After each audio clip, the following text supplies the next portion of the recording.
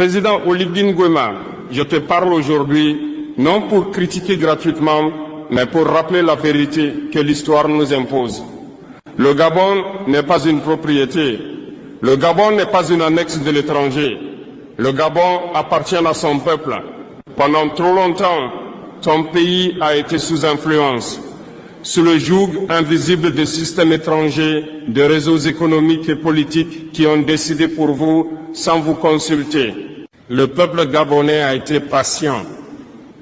Il a attendu que ses ressources soient exploitées pour lui, que sa souveraineté soit réelle et que son destin lui appartienne enfin.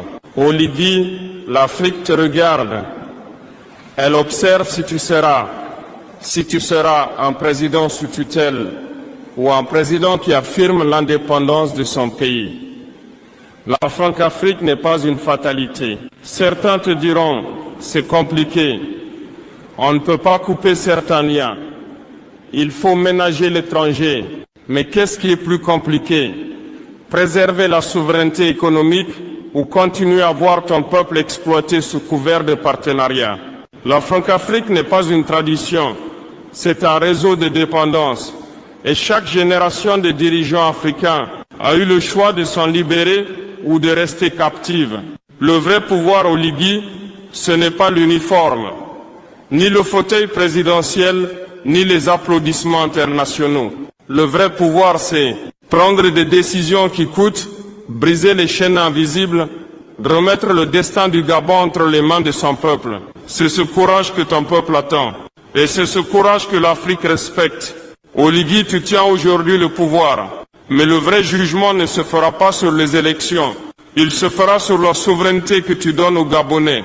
Feras-tu passer les intérêts étrangers avant ton peuple?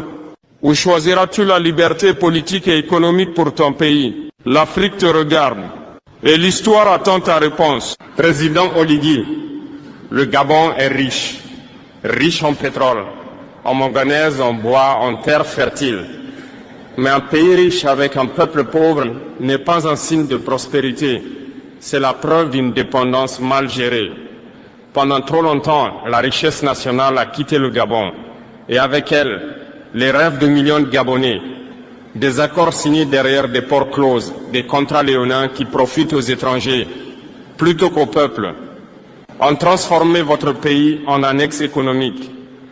Oligui, tu n'es pas prisonnier de l'histoire passée. La souveraineté économique n'est pas un mythe.